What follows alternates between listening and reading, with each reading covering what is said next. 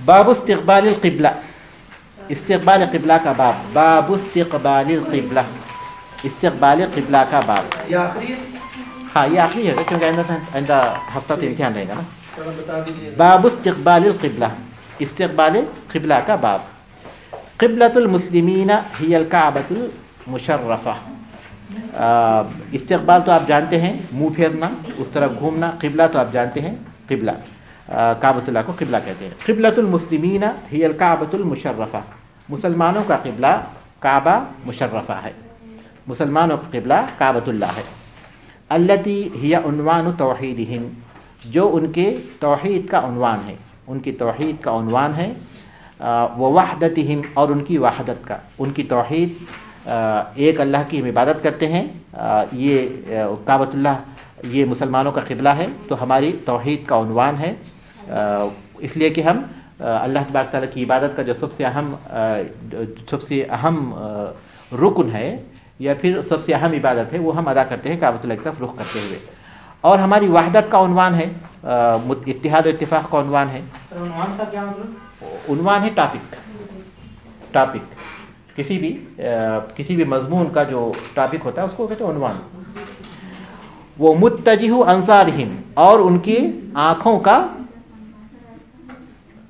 توجہ کا مرکز ہے، ان کی آنکھوں کی توجہ کا مرکز ہے۔ وہ متجہ انظارہم، انظار جو ہے نظر کی جمع ہے جس کے معنی آنکھ کے ہیں، ان کی آنکھیں یا ان کی دیکھنے، تو ان کی آنکھوں کا مرکز ہے، ہماری پوری آنکھیں اس طرف گویا متوجہ رہتی ہے۔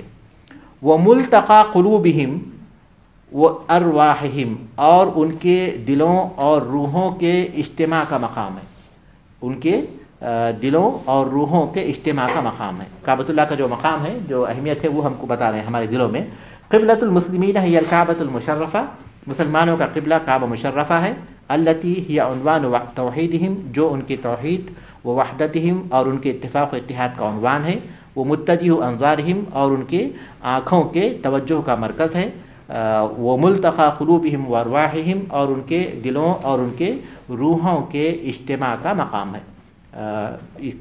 اس کے بعد واضح ہے نا، یعنی اس کی اہمیت ہمارے پاس جو ہے توحید کا عنوان ہے، ہمارے سارے مسلمان چاہے دنیا میں کہیں بھی ہوں اسی کی طرف رخ کرتے ہیں، تو یہ ہماری وحدت کی بھی دلیل ہے۔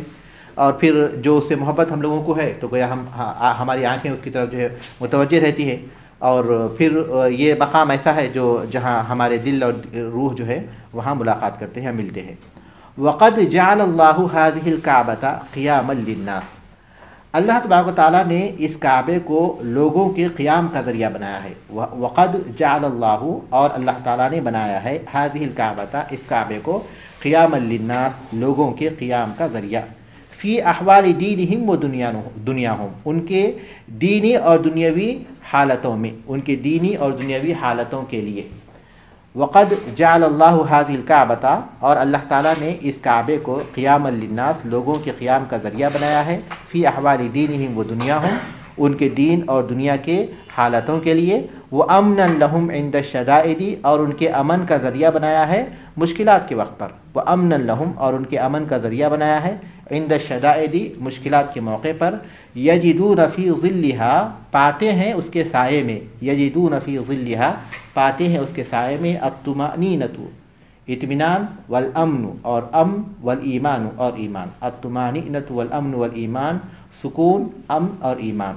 وبقاؤھا، اور اس کا باقی رہنا ہے، وبقاؤھا، اور اس کا باقی رہنا یہ ہے، تحج و تزار، کہ اس کا حج کیا جائے اور اس کی زیارت کی جائے، تحج و تزار، اس کا حج کیا جائے اور اس کی زیارت کیا جائے۔ هو علامت بقاء الدین و قیامہ، اور وہ علامت ہے دین کے باقی رہنے اور اس کے قائم رہنے کا۔ اللہ تبارک و تعالیٰ نے کعبۃ اللہ کو لوگوں کے قیام کا ذریعہ بنایا ہے، ان کے دینی اور دنیوی حالات میں، کیونکہ زمین پر اللہ تبارک و تعالیٰ کے جو گھر ہے اسی کی بنیاد پر دنیا قائم ہے، اور اسی کی بنیاد پر اللہ تبارک و تعالیٰ نے اس زمین کو باقی رکھا ہے۔ جب یہ کعبۃ اللہ ڈھا دیا جائے گا تو پھر دنیا کے باقی رہنے کا بھی کوئی فائدہ نہیں ہوگا۔ سب سے پہلا گھر یہی اللہ تبارک تعالیٰ کی عبادت کے لیے بنایا گیا زمین پر، اور جب یہ زمین سے اٹھ جائے گا اس کے بعد جو ہے دنیا بھی ختم ہو جائے گی۔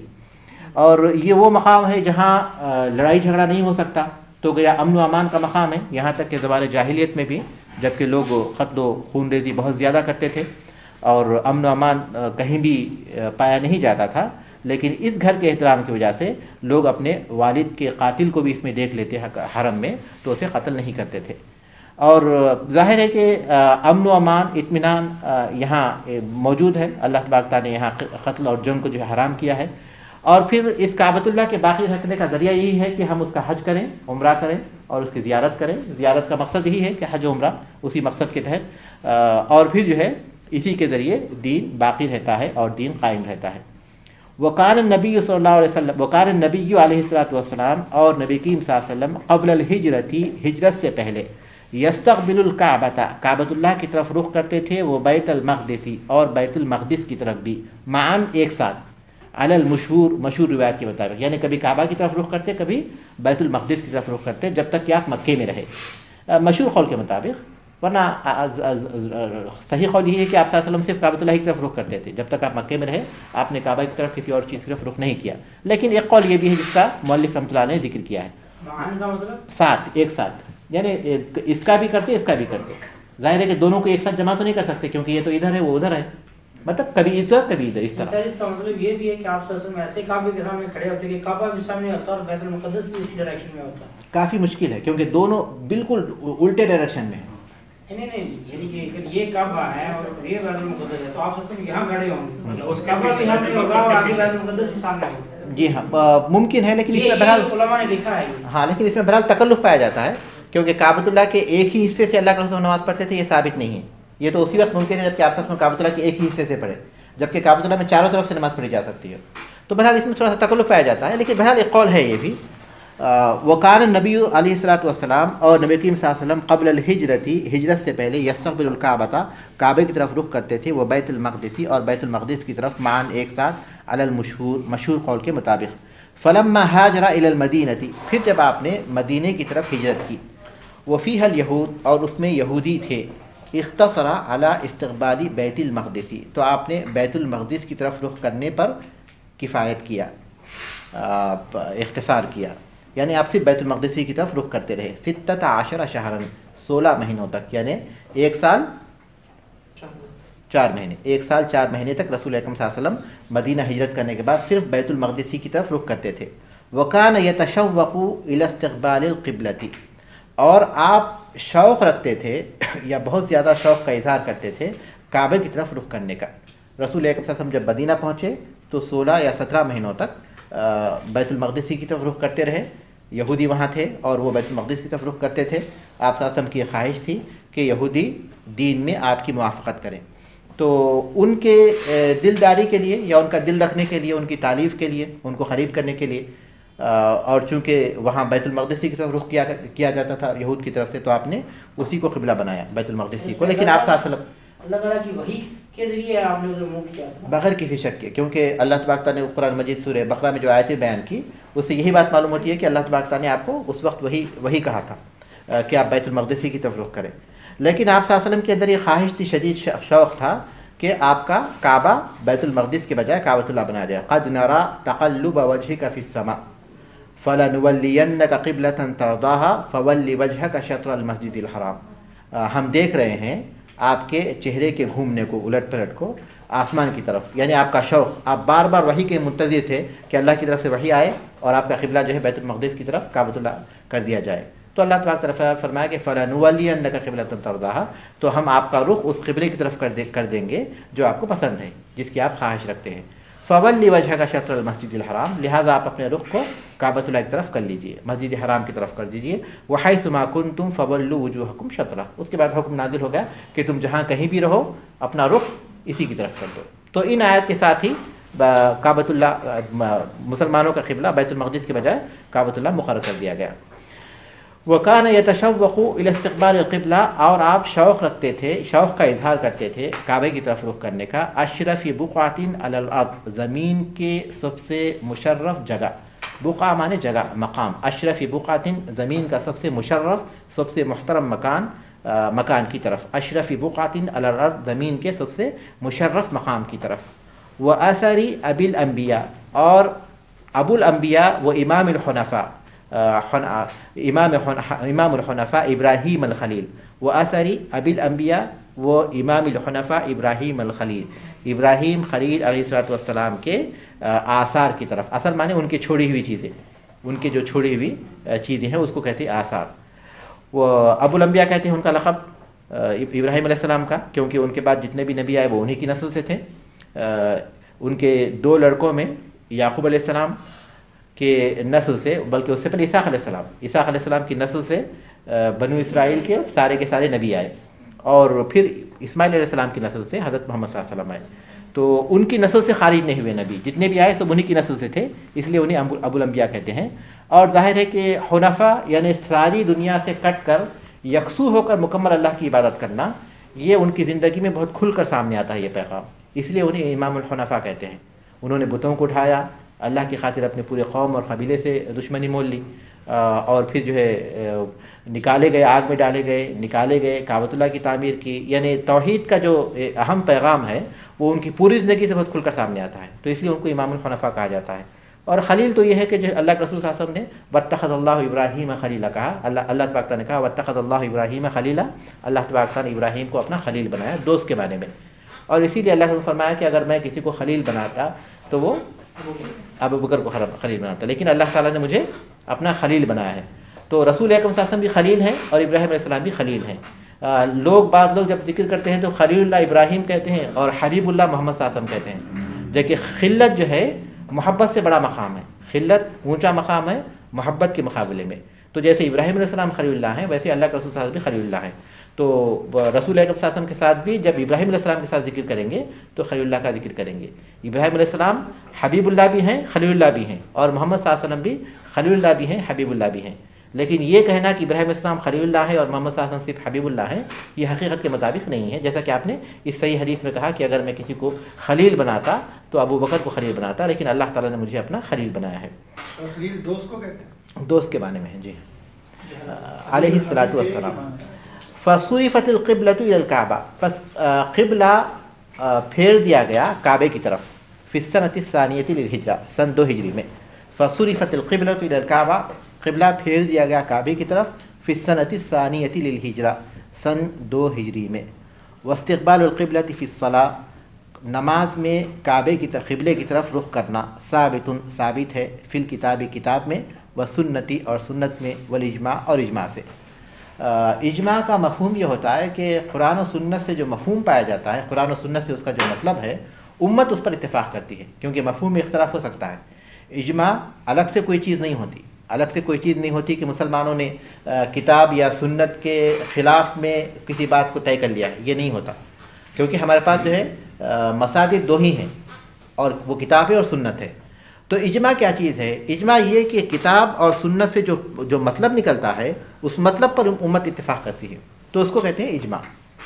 اس کے بعد اختلاف نہیں ہوتا، پھر اس کے بعد اختلاف کی پھر اس میں گنجائش نہیں ہوتی، کیونکہ امت جب کسی بات پر اتفاق کر لی تو پھر اس سے اختلاف کرنا یہ جائز نہیں ہے. اجماع جو ہے حجت ہے باقاعدہ، اور بہت قوی حجت ہے. کیونکہ جتنے بھی ہم دیکھ رہے ہیں کہ فرقے نکلے، اختلاف ہوا، گمراہی پھیلی، وہ کتاب و سنت کے مفہوم کو غلط سمجھنے کی وجہ سے یا اس سے غلط مفہوم نکالنے کی وجہ سے. تو اجماع کیا کرتا ہے؟ اس غلط مفہوم کا خاتمہ کر دیتا ہے. تو اسی لیے اجماع کو حجت کے طور پر ذکر کرتے ہیں. جی نہیں، جمہور سے اختلاف ہو سکتا ہے، جمہور اجماع نہیں. اجماع ہے کہ پوری امت اختلاف کرتی، پوری امت اتفاق کرتی. امت میں اس وقت جو طبقہ موجود ہوتا ہے علماء کا، وہ اس بات پر اتفاق کرتے. جمہور کیا ہے؟ جمہور مانے اکثر علماء. جمہور کا مطلب یہ ہے کہ اکثر علماء یہ کہتے ہیں، لیکن کچھ علماء اس کے خلاف بھی کہتے ہیں. تو وہ یہ اس کا وہ مقام نہیں ہے، اجماع کا مقام نہیں ہے. اجماع تو پوری امت کا اتفاق ہوتا ہے.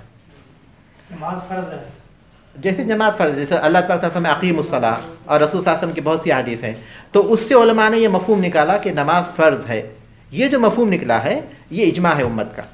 تو اب اگر آج کوئی کہے کہ نماز فرض نہیں ہے تو اجماع کے خلاف ہے، اور وہ کسی بھی طرح درست نہیں ہو سکتا. تو اجماع جو ہے قرآن و سنت کے مفہوم کو متفق علیہ بناتا ہے تاکہ کوئی اس سے اختلاف نہ کرے. ہوا شرط لصحت للصلاۃ، اور وہ شرط ہے نماز کے لیے. کیا ہے شرط؟ استقبال قبلہ. وہو شرط للصلاۃ لا تصح بدونہ، نماز صحیح نہیں ہوتی اس کے بغیر. الا عند العجز، سوائے عاجزی کے وقت پر. او लिन्नाफिलती अला दाब्बा, या सवारी पर नफिल नमाज पढ़ने के वक्त पर, ला तसिह बिदूनिही, इसके बगैर यानी इस्तक़बाल क़िबला के बगैर नमाज सही नहीं होती, इल्ला इंदल आजिज़ी, सिवाय आजिज़ी के वक्त, औ लिन्नाफिलती अला दाब्बती, या सवारी पर नफिल पढ़ने के वक्त पर। हम लोग फ़िक़्ह में पढ़ चुके हैं ना ये बात। आजिज़ का मतलब ये है कि जो आजिज़ है, कौन हो सकता है आजिज़? इंसान के इख्तियार में जैसे कोई सफर में जहाज में बैठे हुए हम लोग, तो आजिज़ कैसे हुआ? इंसान आजिज़ है कि जिसको मालूम ही नहीं है डायरेक्शन किधर है, वो किसी से मालूम भी नहीं कर सकता, वो आजिज़। यानी उसको मालूम भी नहीं है और कोई बताने वाला भी नहीं है, तो जहाज में जिधर वो इज्तिहाद करेगा। देखिए खौफ वाला आजिज़ हो सकता, नमाज खौफ, यानी दुश्मन जो है सामने है और अगर वह क़िबले की तरफ रुख करेगा तो दुश्मन पर हमला कर देगा, तो वह क़िबले की तरफ रुख करने से आजिज़ है खौफ की वजह से। या फिर जो है किसी और वजह से भी हो, खौफ किसी भी वजह से हो, दुश्मन का हो या किसी जानवर का हो या नुकसान पहुंचाने वाले किसी चीज़ का हो, तो वो आजिज़ हो सकता है।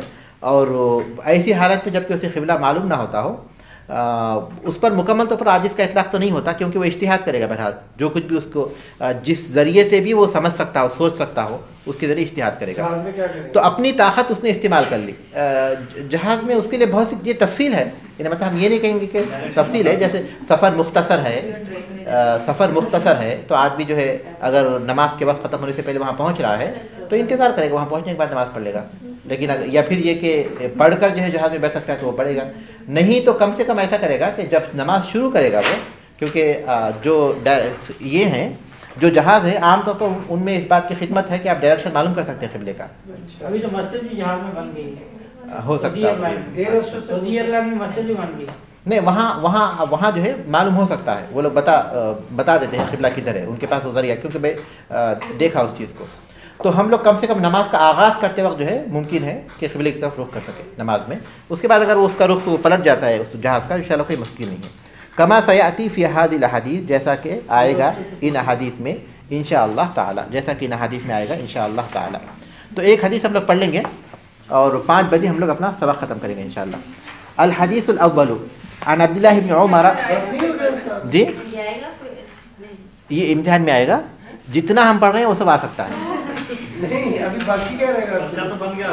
अन अब्दुल्लाह नहीं बता अन अब्दुल्लाह इब्न उमर रज़ी अल्लाह ताला अन्हुमा, एक हदीस हम लोग पढ़ लेंगे ताकि यहाँ तक हमारा इम्तिहान हो जाए। 5 बजे छुट्टी कर देंगे इंशाल्लाह। वो मुशारा कभी भी 4 बजे शुरू नहीं होता। नहीं आज वो उमसईद में है। उमसईद में है, तो उमसईद में तो आप जाएंगे नहीं। जाएंगे। ठीक है। अन अब्दुल्लाह इब्न उमर रज़ी अल्लाह ताला अन्हुमा, अब्दुल्लाह इब्न उमर रज़ी अल्लाह ताला अन्हुमा से मरवी है, अन्ना रसूलुल्लाह सल्लल्लाहु अलैहि वसल्लम, कि अल्लाह के रसूल सल्लल्लाहु अलैहि वसल्लम काना युसब्बिहु तस्बीह करते थे, और तस्बीह यहाँ नफिल नमाज के माने में है, नफिल पढ़ा करते थे। अला ज़हरी राहिलतिही, अपनी सवारी की पीठ पर, अला ज़हरी राहिलतिही, अपनी सवारी के पीठ पर, हैसु काना वजहुहु, जिधर उसका रुख होता, उसका रुख किसी तरफ भी होता, हैसु काना वजहुहु, उसका रुख किसी तरफ भी होता, यानी जिधर भी उसका रुख होता। युमिउ, इशारा करते थे, बिरासिही, अपने सर से, यानी रुकू और सजदे के लिए अपने सर से इशारा करते थे। कान वकान इब्न उमर यफ़अलुहु, इब्न उमर रज़ियल्लाहु ताला अन्हु भी ऐसे ही करते थे। फिर एक बार तर्जुमा देखिए। अन अब्दुल्लाह इब्न उमर रज़ियल्लाहु ताला अन्हुमा, अब्दुल्लाह इब्न उमर रज़ियल्लाहु ताला अन्हुमा से मरवी है, अन्ना रसूलुल्लाह सल्लल्लाहु अलैहि वसल्लम, कि अल्लाह के रसूल सल्लल्लाहु अलैहि वसल्लम कान युसब्बिहु, नफिल पढ़ा करते थे, अला ज़हरी राहिलतिही, अपनी सवारी की पीठ पर, हैसु काना वजहुहु, उसका रुख किसी तरफ भी होता, युमिउ बिरासिही, इशारा करते थे अपने सर से, वकान इब्न उमर यफ़अलुहु, इब्न उमर रज़ियल्लाहु ताला अन्हु भी इसी तरह करते थे। वफ़ी रिवाया, और एक रिवायत में है, काना यूतिरु अला बईरिही, वित्र नमाज पढ़ते थे अपने ऊँट पर, काना यूतिरु, वित्र पढ़ा करते थे, अला बईरिही, अपने ऊँट पर। वली मुस्लिमिन, और मुस्लिम की हदीस है, गैर अन्नहु ला युसल्ली अलैहल मकतूबा, सिवाय इसके कि आप नहीं पढ़ते थे सवारी पर फ़र्ज़ नमाज, गैर अन्नहु, मगर ये कि, ला युसल्ली, आप नहीं नमाज पढ़ते थे, अलैहा, उस पर, अल मकतूबा, फ़र्ज़, अल मकतूबा फ़र्ज़ के माने में है, रसूल अल्लाह सल्लल्लाहु अलैहि वसल्लम सवारी पर फ़र्ज़ नमाज नहीं पढ़ते थे।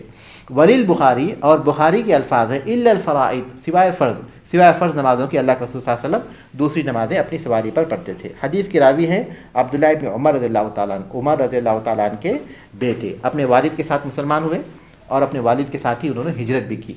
ہجرت سے 10 سال پہلے پیدا ہوئے. عبداللہ ابن عمر رضی اللہ تعالیٰ بھی ہجرت سے 10 سال پہلے پیدا ہوئے.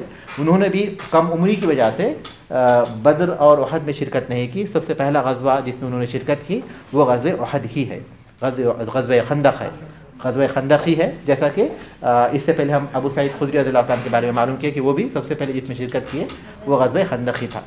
تو ان کے جو ہے بہت سے فضائل ہیں. رسول اکرم صلی اللہ علیہ وسلم نے ان کی تعریف کی اور بہت سا علم انہوں نے جمع کیا. اللہ کے رسول صلی اللہ علیہ وسلم کی وفات کے بعد یہ 60 سال تک زندہ رہے, 60 سال تک, اور مسلسل جو ہے مسلمانوں کو دین کا علم پہنچاتے رہے. جب مسلمانوں میں کچھ فتنے شروع ہوئے, آپسی اختلافات شروع ہوئے, لڑائی جھگڑے شروع ہوئے, جنگیں ہوئیں, تو ان میں ان سب سے الگ تھے. انہوں نے ان تمام چیزوں میں سب سے الگ تھے. ان پر کئی عہدے پیش کیے گئے, قاضی کا عہدہ بھی پیش کیا گیا عثمان رضی اللہ تعالیٰ کی طرف سے, امارت بھی پیش کی گئی علی رضی اللہ تعالیٰ کی طرف سے, لیکن انہوں نے قبول نہیں کیا, کسی چیز کو انہوں نے قبول نہیں کیا, بلکہ علم کی اشاعت ہی میں وہ لگے رہے. اور ان سے جو حدیثیں مروی ہیں 2630 ان سے حدیثیں مروی ہیں, جن میں 168 صحیح بخاری صحیح مسلم میں ہیں, متفق علیہ ہیں, اور 81 جو ہے صحیح بخاری میں ہیں, اور 31 جو ہے صحیح مسلم میں ہے. یہ سوال آپ نے پوچھے کہ کتنی حدیث؟ نہیں, یہ میں صرف علم کے لیے بتا رہا ہوں, معلومات کے لیے, کیونکہ یہ تو بالکل ذہن میں نہیں آئے گا. ٹھیک ہے, کتاب سے آپ جائیں گے نہیں انشاءاللہ. 2630 ان سے حدیثیں ہیں, 168 صحیح بخاری صحیح مسلم میں ہے, 81 صحیح بخاری میں ہے, اور 31 یہ صحیح مسلم میں ہے. 73 ہجری میں ان کا انتقال ہوا, مکے میں ان کا انتقال ہوا, اور 73 ہجری میں. اس میں کچھ وہ حدیثیں ہوتی ہیں, کچھ صحیح حدیثیں ہوتی ہیں, کچھ ضعیف حدیثیں بھی ان کی طرف نسبت کی جاتی ہیں. ہاں, تو وہ جو ضعیف ہیں وہ نکال دی جائیں گی نا, وہ تو ان میں شامل نہیں. 2630 میں سب شامل ہے, صحیح بھی شامل ہے. ظاہر ہے کہ جتنی بھی حدیثیں ان سے مروی ہیں وہ اتنی ہیں. اب اس میں سے ظاہر ہے کہ کچھ موضوع بھی ہیں, گڑی ہوئی بھی ہیں, ساری چیزیں اس میں شامل ہو سکتی ہیں, کیونکہ ان سے حدیثوں کی روایت اتنی ہے. جتنی بھی روایتیں سب صحیح ہیں یہ ضروری نہیں. تو یہ جو حدیث ہے استقبال قبلہ کے بعد میں ہے, اور اس حدیث سے بات معلوم ہوتی ہے کہ یسبحو تسبیح پڑھا کرتے تھے, کیونکہ نماز کا ایک اہم حصہ تسبیح ہے. جیسا کہ ہم رکوع میں تسبیح پڑھتے ہیں, سجدے میں تسبیح پڑھتے ہیں, رکوع سے اٹھتے وقت پڑھتے ہیں. تو ایک قاعدہ یہ ہے کہ جز بول کر کل مراد لیا جاتا ہے, یعنی ایک پارٹ بول کر پوری عبادت مراد دی جاتی ہے. جیسے کہ صلاح ہے, صلاح کے لفظی معنی دعا کے ہیں, لیکن اس کا اطلاق نماز پر ہوتا ہے, اس لیے کہ دعا نماز کا ایک اہم پارٹ ہے. تو اسی طرح یہاں تسبیح کہہ کر نماز مراد لی گئی ہے, اور وہ کون سی نماز ہے؟ نفل نماز ہے. اور نفل نماز کی ہم تعین اس لیے کر رہے ہیں کہ آگے آ کر فرائض کو مستثنیٰ کیا جا رہا ہے, کہا جا رہا ہے کہ فرض ایسا نہیں کرتے. تو اس کا مطلب ہے کہ جو مراد ہے وہ کون سی نماز ہے؟ نفل نماز ہی ہے. تو نفل نماز کے لیے اللہ کے رسول صلی اللہ علیہ وسلم کا یہ معمول تھا کہ آپ فرائض کو 2 رکعت پڑھتے, عام طور پر جمع کرتے, یعنی ظہر, عصر اور عشاء کو 2 رکعت پڑھتے. مغرب اور فجر میں تو قصر نہیں کریں گے, اور آپ صلی اللہ علیہ وسلم ان کو جمع کرتے. اور جب فرض پڑھنا ہوتا تو آپ صلی اللہ علیہ وسلم سواری سے اتر کر پڑھتے, فرض کو سواری سے اتر کر پڑھتے, قبلہ رخ ہو کر پڑھتے.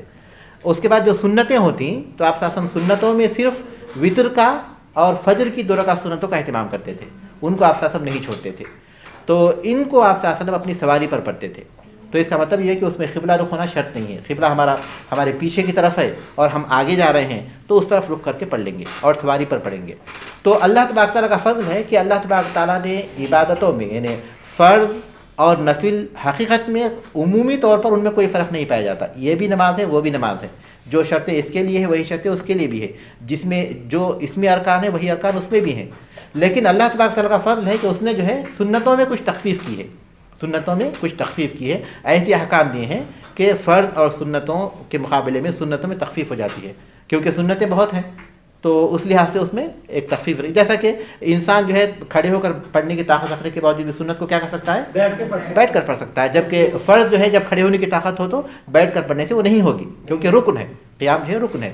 تو سنتوں میں تخفیف کی گئی تاکہ انسان جو ہے ان کو زیادہ سے زیادہ ادا کر سکے, اور اس میں جو ہے انسان اپنی دوسرے ضرورت کو پورا کرتے ہوئے بھی ان کاموں کو انجام دیا. جیسے سفر جاری رکھتے ہوئے بھی آدمی سنت پڑھ سکتا ہے. تو رسول اکرم صلی اللہ علیہ وسلم کا یہ معمول. جی نہیں, 3 نمازوں کو قصر کرتے. جمع تو ہمیشہ جو ہے جمع تو ظہر اثر میں اور مغرب عشاء میں کریں گے. تو اللہ کے رسول صلی اللہ علیہ وسلم جہاں جس طرف بھی رخ ہوتا اس طرف آپ سنت نفل پڑھ لیتے تھے. تو اس میں یہ بات بتائی گئی کہ اللہ کے رسول صلی اللہ علیہ وسلم ایسا کرتے تھے. پھر ابن عمر رضی اللہ تعالیٰ بھی ایسا کرتے تھے. تو قولاً انہوں نے اس بات کو روایت کیا اور عملاً بھی اس کو ثابت کیا. تو اس کا مطلب یہ کہ اس کی مزید تاکید ہو گئی کہ اسی طرح ایک راوی جب اپنے قول سے کوئی بات کہتا ہے لیکن اس کے بعد عمل بھی کرتا ہے تو ظاہر ہے کہ اس کی بہت زیادہ تاکید ہو جاتی ہے. فرض نماز کے لیے اللہ کے رسول صلی اللہ علیہ وسلم کا یہ معمول نہیں تھا بلکہ آپ اپنی سواری سے اترتے تھے اور اس سواری کو فرض پڑھنے کے بعد پھر آپ سوار ہوتے تھے. یہ سنت ہے کہ اونٹ کے اوپر پڑھی جائے؟ ہم کہہ سکتے ہیں کہ بہتر ہے. بہتر ہے خاص طور پر سواری ہمارے اختیار میں ہو. یعنی اگر ہم کسی جگہ پر رکتے ہیں اور بس میں یا پھر جہاز میں ہم جا رہے ہیں, ہمارے پاس اتنا وقت ہے کہ ہم فرض پڑھنے کے بعد سنت بھی پڑھ سکتے ہیں اور سواری ہمارے اختیار میں نہیں ہے, تب تو ہم پڑھ لیں گے, وہی افضل ہے. لیکن سواری ہمارے اختیار میں ہے اور ہم اس بات کو اختیار کریں کہ اپنی سواری پر سوار ہونے کے بعد پڑھیں گے تو یہ بہتر ہی ہوگا کیونکہ اللہ کے رسول کے طریقے کے مطابق ہے. رسول اکرم صلی اللہ علیہ وسلم نے جو بھی عمل کیا ہو افضل کو ہی کو آپ نے اختیار کیا, افضل ہی کو. بندوں کے لیے اللہ تبارک تعالیٰ نے وہ سہولت دی ہے تو بندے کے لیے بہتر یہی ہے کہ اللہ تبارک تعالیٰ کی دی ہوئی اس سہولت کو اختیار کریں. اونٹ کے علاوہ گاڑی بھی ہو سکتی ہے, ٹرین بھی ہو سکتی ہے. آج کے جو ہمارے پاس وسائل ہیں وہ اس سے مراد ہوں گے. آج ہمارے پاس سواری کے جو وسائل ہیں وہ ان پر مراد ہوں گے. اس کے بعد احکام الحدیث, حدیث کے احکام. اولا جواز صلاة النافلة فی السفر علی الراحلة, نفل نماز سفر میں سواری پر پڑھنے کا جواز. جواز صلاة النافلة فی السفر, سفر میں نفل نماز پڑھنے کا جواز علی الراحلة, سواری پر. وفعل ابن عمر, اور ابن عمر رضی اللہ تعالیٰ کا فعل. وفعل ابن عمر, ابن عمر رضی اللہ تعالیٰ کا فعل. لہو, یہ اس طرح اقوی من مجرد روایہ, زیادہ قوی طور پر دلالت کرتا ہے صرف روایت کے مقابلے میں. مجرد مانے صرف, روایت صرف روایت کے مقابلے میں ان کا عمل جو ہے مزید تقویت پہنچاتا ہے. جواز صلاة النافلة فی السفر علی الراحلة وفعل ابن عمر له اقوی من مجرد روایت. نفل نماز سفر کی حالت میں سواری پر پڑھنے کا جواز اور ابن عمر رضی اللہ تعالیٰ عنہ کا فعل یعنی ابن عمر رضی اللہ تعالیٰ عنہ کا پڑھنا اس طرح یہ زیادہ قوی ہے صرف روایت کے مقابلے میں. مجرد روایت, ہاں صرف روایت کے مقابلے میں. یعنی صرف روایت کرے راوی لیکن اس طرح اس پر اس کا عمل ثابت نہ ہو تو اس کے مقابلے میں وہ روایت بھی کرے اس پر عمل بھی کرے تو یہ زیادہ قوی ہے. واضح ہے نا؟ ثانیاً ذهب الامام احمد و ابو ثور, امام احمد اور ابو ثور رحمہم اللہ اس طرف گئے ہیں کہ الى استقبال القبلۃ حال ابتداء الصلاۃ, کہ نماز کی ابتدا میں قبلے کی طرف رخ کرنا. ابن عمر, احمد ابن حنبل اور ابو ثور رحمہم اللہ کا خیال یہ ہے کہ نفل نماز سواری پر قبلہ رخ کیے بغیر پڑھی جا سکتی ہے لیکن شروع میں ہم لوگ قبلے کی طرف رخ کریں گے, اس کے بعد چاہے وہ قبلے سے پھر جائے. اس طرف وہ گئے ہوئے. الى استقبال القبلۃ حال ابتداء الصلاۃ, قبلے کی طرف رخ کرنے کی طرف گئے ہیں حال ابتداء الصلاۃ, نماز کے آغاز کے وقت پر. وذالک لحدیث انس, اور یہ انس ابن مالک رضی اللہ تعالیٰ کی اس حدیث کی وجہ سے من انہ کان صلی اللہ علیہ وسلم, کہ رسول اکرم صلی اللہ علیہ وسلم اذا اراد ان یتطوع فی السفر, کہ جب سفر میں نفل پڑھنا چاہتے, استقبل بناقتہ القبلہ, تو اپنی اونٹنی کو قبلے کی طرف پھیر لیتے, اپنی اونٹنی سے قبلے کی طرف پھر جاتے. ثم صلی, پھر پڑھتے, حیث وجہہ رکابہ, آپ کی سواری آپ کو جدھر بھی گھماتی ہے پھر آتی. وہ ظاہر الحدیث العموم, لیکن حدیث کا ظاہر عموم پر دلالت کرتا ہے. تو انس رضی اللہ تعالیٰ عنہ کی حدیث ہے اور اس حدیث کی روشنی میں امام احمد بن حنبل اور ابو ثور رحمہم اللہ اس طرف گئے ہیں کہ نفل نماز سواری پر پڑھ سکتے ہیں لیکن آغاز میں قبلے کی طرف رخ کرنا چاہیے. جیسا کہ یہ حدیث انس بن مالک رضی اللہ تعالیٰ عنہ کی ہے کہ کان صلی اللہ علیہ وسلم اذا اراد ان یتطوع, کہ اللہ کے رسول صلی اللہ علیہ وسلم جب نفل پڑھنا چاہتے فی السفر, سفر میں, استقبل بناقتہ القبلہ, تو اپنی اونٹنی سے قبلے کی طرف رخ کر لیتے. ثم صلی حیث وجہہ رکابہ, پھر آپ نماز پڑھتے جدھر بھی آپ کی سواری رخ کرتی. وہ ظاہر, تو یہ جو ہے اس حدیث کی روشنی میں ان کا یہ خیال ہے, کس کا؟ احمد بن حنبل اور ابو ثور رحمہ اللہ کا.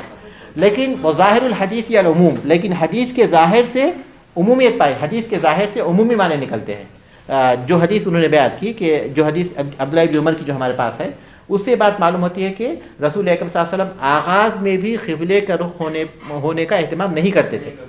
क्योंकि उमूमियत मालूम होती है, चाहे क़िबले का रुख हम लोग करें आगाज़ में या ना करें, उमूम मालूम होता है कि आप सल्लल्लाहु अलैहि वसल्लम उसी तरह पढ़ते थे। और यही राजे है, इसलिए कि अनस रज़ियल्लाहु ताला की ये जो हदीस है उससे जो है आपकी बाज़ हालत का तो इल्म हो जाता है कि बाज़ दफ़ा पे एहतमाम करते थे, लेकिन हमेशा एहतमाम करते हो उसका ये ज़रूरी नहीं, क्योंकि दूसरी जो हदीस है उसमें उमूमियत के माने निकलते हैं। जब उमूमियत के माने उसमें निकलते हैं तो इसका मतलब ये कि ये ज़रूरी नहीं कि हम आगाज़ में भी उसका ख्याल रखें। सालिसन आदमु जवाज़िल फ़रीदती अला राहिलती बिला ज़रूरतिन, के बग़ैर ज़रूरत के जवाज़ आदमु जवाज़िल फ़रीदती, फ़र्ज़ के सवारी पर पढ़ने का आदम जवाज़, आदम माने जायज़ नहीं है, यानी सवारी पर पढ़ने का सवारी के फ़र्ज़ के सवारी पर पढ़ने का आदम जवाज़ बिला ज़रूरा, बग़ैर ज़रूरत के। आदम जवाज़िल फ़रीदती, फ़रीज़े के फ़र्ज़ का आदम जवाज़, यानी फ़र्ज़ का जायज़ ना होना। किस तरह जायज़ ना होना? अला राहिलती, सवारी पर पढ़ना, बिला ज़रूरा, बग़ैर ज़रूरत के। इससे ये बात भी मालूम होती है कि फ़र्ज़ को सवारी पर पढ़ना जायज़ नहीं है, क्योंकि ऊपर जो हदीसें हैं उसमें बताया गया कि रसूल अकरम जब फ़र्ज़ पढ़ना चाहते तो आप इस तरह नहीं करते थे। तो सवारी पर बग़ैर ज़रूरत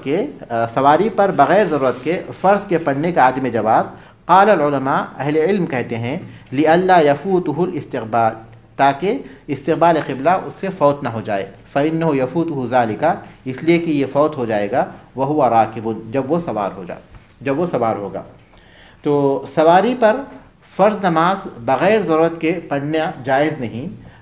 इससे बात हमें मालूम होती है कि इस्तक़बाल क़िबला उसमें फ़ौत हो सकता है, इसलिए जो है रसूल अकरम सल्लल्लाहु अलैहि वसल्लम सवारी पर फ़र्ज़ नमाज नहीं पढ़ते थे। और दूसरी एक और चीज़ भी फ़ौत होती है उसमें, वो क्या है? क़ियाम फ़ौत हो सकता है। क़ियाम, अगर ऐसी सवारी है जिसमें हम लोग ठहर नहीं सकते, बात सवारियाँ हो सकती है जिसमें हम क़ियाम भी कर सकें, लेकिन ऐसी सवारी जिसमें हम ठहर नहीं सकते उसमें क़ियाम भी फ़ौत हो जाएगा। अम्मा इंदा ज़रूरती, देखिए क्या हो सकता है ज़रूरत, हाँ सीट होती है ना, तो खड़े होकर बैठते नहीं, कश्ती हो सकती है, जैसे शिप में अगर अच्छा कोई सफ़र करते हैं। जहाज में भी सीट तो होती है। जहाज़ में खड़े होना मुश्किल, खड़े होना उतना आसान भी नहीं है, मुमकिन भी है, लेकिन ट्रेन के ऊपर खड़े मुमकिन है, ट्रेन में भी मुमकिन है। अगर नीचे हम नमाज पढ़ें, नीचे अगर नमाज पढ़ेंगे तो बहरहाल ये सब चीज़ें वो हैं जो इंसान जब खुद तजुर्बा करे तो उसको जो है पता चलेगा कहाँ वो कर सकता, कहाँ नहीं कर सकता। अम्मा इंदा ज़रूरा, मगर ज़रूरत के वक्त पर, ज़रूरत का मतलब ये है कि इंसान उस काम को उस शक्ल के अलावा दूसरी सूरत में अंजाम नहीं दे सकता, उस सूरत के सिवा किसी और सूरत पे अंजाम नहीं दे सकता। मिन खौफिन, वो ज़रूरत चाहे खौफ की वजह से हो, औ सैलिन, या बारिश की वजह से हो, फ़यसिहु, तो वो सही होगा। क्या सही होगा? सवारी पर फ़र्ज़ नमाज पढ़ना सही होगा। कमा सह्हत बिहिल अहादीस, जैसा कि इस सिलसिले में सही हदीस आई हैं। अम्मा इंदा ज़रूरा, लेकिन ज़रूरत के वक्त पर, मिन खौफिन, खा वो खौफ की वजह से हो, और सैलिन, या बारिश की वजह से हो, फ़यसिहु, तो वो सही होगा, यानी सवारी पर फ़र्ज़ नमाज पढ़ना सही होगा, क्योंकि ज़रूरत है। कमा सह्हत बिहिल, जी वक्त का फौत होना, सही का मतलब वक्त का फौत होना तो शर्त नहीं है ना, क्योंकि वो उन सवारियों में हो सकता जो हमारे इख्तियार में ना हो, उन सवारी में हो सकता, जैसे कि जहाज़ है या बस भी हो सकती, कोई भी ऐसी सवारी जो हमारे इख्तियार में नहीं, उनमें हो सकता वक्त का फौत होना, वो भी एक उज़्र हो सकता। टाइम चेंज होता है एक जगह से दूसरी जगह जब जाते हैं आप। जी हाँ, नमाजों के औक़ात चेंज होते हैं, बिल्कुल। सही का मतलब सैलाब है या बारिश है? सख्त बारिश। सही का मतलब बारिश, सैलाब का माना नहीं है इसमें? हो सकते हैं उसके माने, लेकिन जाहिर है कि बारिश उमूमी तौर पर उसमें मुराद, उमूमी बारिश मुराद है। राबियन अन्नल ईमा हुना, के इशारा यहाँ यक़ूम मक़ाम रुकू व सुजूद, रुकू और सजदे के कायम मकाम होगा। यक़ूम मक़ाम रुकू व सुजूद, रुकू और सजदे के कायम मकाम होगा, यानी रुकू और सजदे के बराबर होगा। जो इशारा करेंगे रुकू के लिए, जब सवारी पर सवार होंगे तो ज़ाहिर है कि रुकू नहीं कर सकेंगे क्योंकि बैठे हुए हैं, और सजदा भी सही तौर पर नहीं कर सकेंगे, तो इशारा करेंगे, तो ये इशारा कायम मकाम होगा, बराबर हो जाएगा रुकू और सुजूद के। अन्नल ईमा हुना, के इशारा यहाँ यक़ूम मक़ाम रुकू व सुजूद, रुकू और सुजूद के कायम मकाम होगा। ख़ामिसन अन्न क़िबलतल मुतनफ़्फ़िल अला राहिलती हियल विजहतुल लती हुवा मुतवज्जिहुन इलैहा, के सवारी पर नफिल पढ़ने वाले का क़िबला।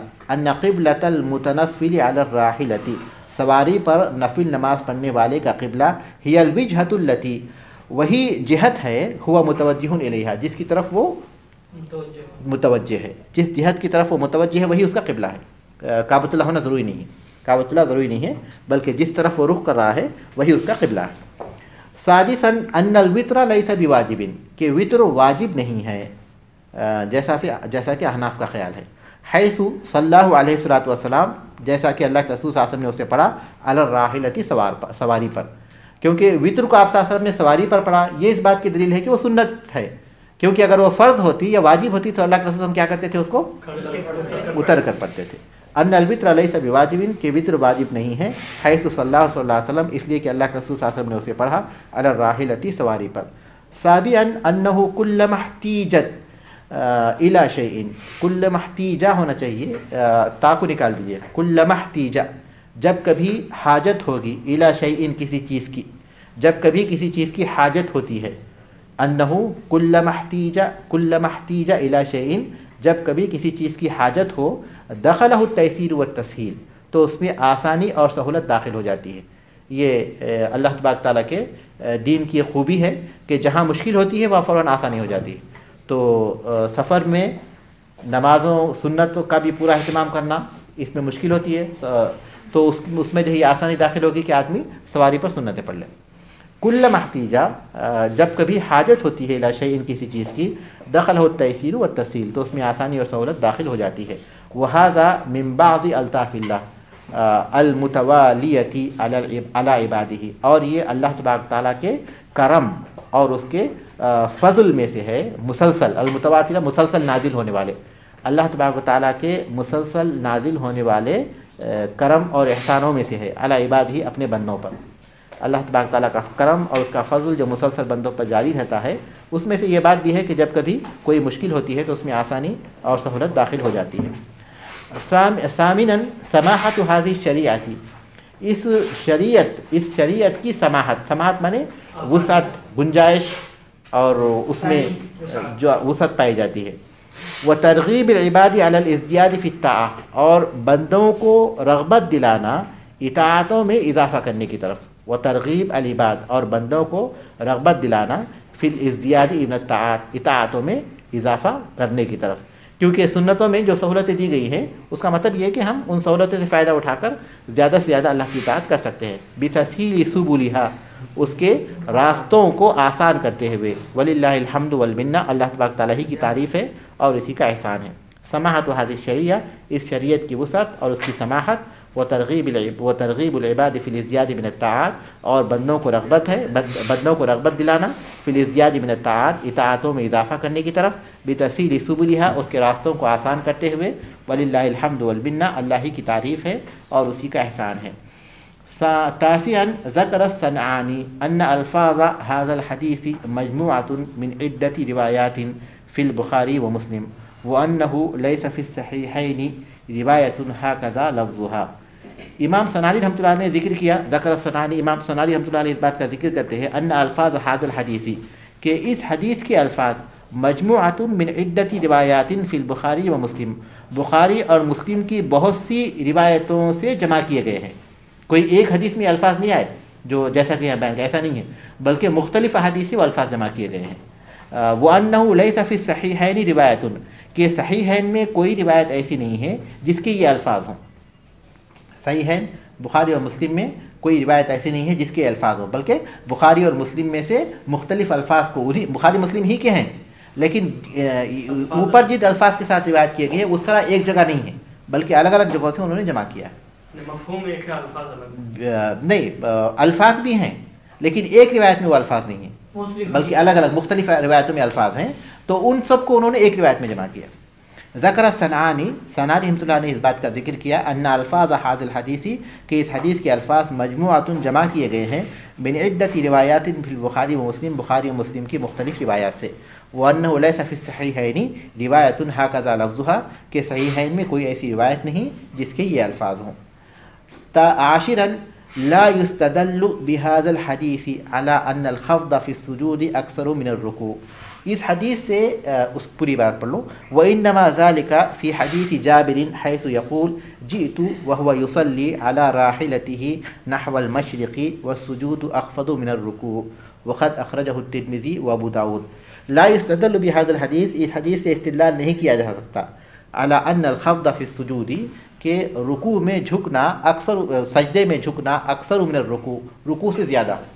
इंसान जब इशारे से नमाज़ पढ़ेगा तो रुकू में जितना झुकेगा सजदे में उससे ज़्यादा झुकेगा, इशारा करते हुए।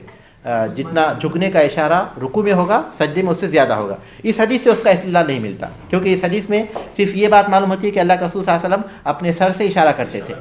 रुकू के लिए कम और सजदे के लिए उससे ज़्यादा ये मालूम होता है, इस हदीस से नहीं होता। तो वही कहते हैं ला यस्तदल्लु बिहादिल हदीस, इस हदीस से इस्तिदलाल नहीं किया जा सकता, यानी इस हदीस से इस बात की दलील नहीं ली जा सकती अला अन्न अल-खफ्द फी सुजूदी, के सजदे में झुकना अक्सर मिन रुकू, रुकू से ज़्यादा हो। व इन्नमा ज़ालिका, बल्कि ये बात फ़ी हदीसी जाबिर, जाबिर रज़ियल्लाहु ताला की हदीस में है। हैसु यक़ूल, जैसा कि वो कहते हैं, जीतू मैं आया, वह हुवा युसल्ली, और रसूल अकरम सल्लल्लाहु अलैहि वसल्लम नमाज़ पढ़ रहे थे, अला राहिलतिही, अपनी सवारी पर, नहवल मशरिक़ी, मशरिक़ की तरफ। गौर कीजिए, मशरिक़ की तरफ, जबकि अरब में क़िबला मगरिब की तरफ होता है, तो आप बिल्कुल मुखालिफ सूरत में थे, क्योंकि आप सुन्नत पढ़ रहे थे। वह सुजूद अक़फ़दु मिनर रुकू, सुजूद रसूल अकरम सल्लल्लाहु अलैहि वसल्लम के ज़्यादा झुके हुए होते थे, मिनर रुकू, रुकू से। इस हदीस को इमाम तिरमिज़ी, इमाम अबू दाऊद रहमहुल्लाह ने रिवायत किया। तो इस हदीस से बात मालूम होती है कि जब बैठ कर नमाज़ पढ़ेंगे, जब सवारी पर नमाज़ पढ़ेंगे, तो उस मौके पर रुकू, सजदे में जो इशारा होगा झुकने का, वो रुकू से ज़्यादा होगा। तो शेख उस वक्त सवारी रुकी हुई, मतलब रुके हुए थे? मुमकिन है, क्योंकि उसकी तफासिल तो नहीं है, लेकिन बज़ाहिर ये लगता है कि रुके हुए नहीं थे, बल्कि वो चल रहे थे। अच्छा, मतलब उनको चलते चलते ये पहुंचे? हाँ जी हाँ, चलते चलते ही वो पहुँचे। जी हाँ, बज़ाहिर यही महसूस होता है, क्योंकि आप सल्लल्लाहु अलैहि वसल्लम सवारी को जारी रखते हुए नमाज़ पढ़ते थे। ज़हब जुमहूरुल उलमा, जुमहूर उलमा, अक्सर उलमा इस तरफ गए हुए हैं। ज़हबा जुमहूरुल उलमा, अक्सर उलमा इस बात की तरफ गए हुए हैं। क्या बात है? इला जवाज़ी तर्किल इस्तिक़बाल फ़ी सफ़री तवीली वल क़सीर, के इस्तिक़बाल क़िबला को छोड़ने का जवाज़ तवील और लंबे और मुख्तसर सफ़र में, मुख्तसर और लंबे सफ़र दोनों में इस्तिक़बाल क़िबला को छोड़ा जा सकता है नफिल नमाज सवारी पर पढ़ने की सूरत में। इल्ला मालिकन, सिवाय इमाम मालिक रहमतुल्लाह अलैह के, फ़क़द ख़स्सहु बिस्सफ़र अल्लज़ी तुक़सरु फ़ीहि अस्सलाह, तो उन्होंने इस बात को ख़ास किया है उस सफ़र से जिसमें नमाज क़स्र की जाए। नमाज कितने किलोमीटर पर क़स्र की जाती है?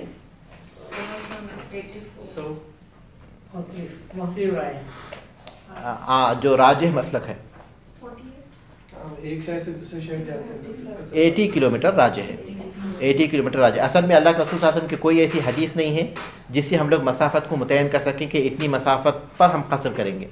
और अल्लाह के रसूल सल्लल्लाहु अलैहि वसल्लम का अमल भी उस बारे में हम कोई चीज़ को महदूद नहीं करता। आप सल्लल्लाहु अलैहि वसल्लम ने सफ़र किया, सफ़र में क़स्र किया, ये बात साबित है, लेकिन आपने किसी हदीस में ये नहीं कहा कि इतने किलोमीटर पर या फिर इतने मील पर आप जो है क़स्र कीजिए, ये आप हिसाब से नहीं कहा।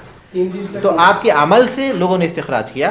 तो फिर लोगों की सहूलत के लिए अहले इल्म ने बहुत गौर किया, और गौर करने के बाद जो है आप सल्लल्लाहु अलैहि वसल्लम जितने दिन उस वक्त एक दिन और एक रात के सफ़र में आपने क़स्र किया, तो उस वक्त के हिसाब से एक दिन और एक रात के सफ़र के लिए कितने किलोमीटर आज होते हैं उसका उन्होंने हिसाब लगाया, तो 80 किलोमीटर है आमतौर पर। उस हिसाब से तो हम लोग करने, क्योंकि वो तो घोड़े से या ऊँट से जाते होंगे, हम तो गाड़ी से जाएंगे, तो 80 किलोमीटर तो जल्दी हो जाएगी। तो इसीलिए किलोमीटर इसीलिए किलोमीटर मुकर्रर किए गए ताकि उसके हिसाब लगाने में आसानी हो।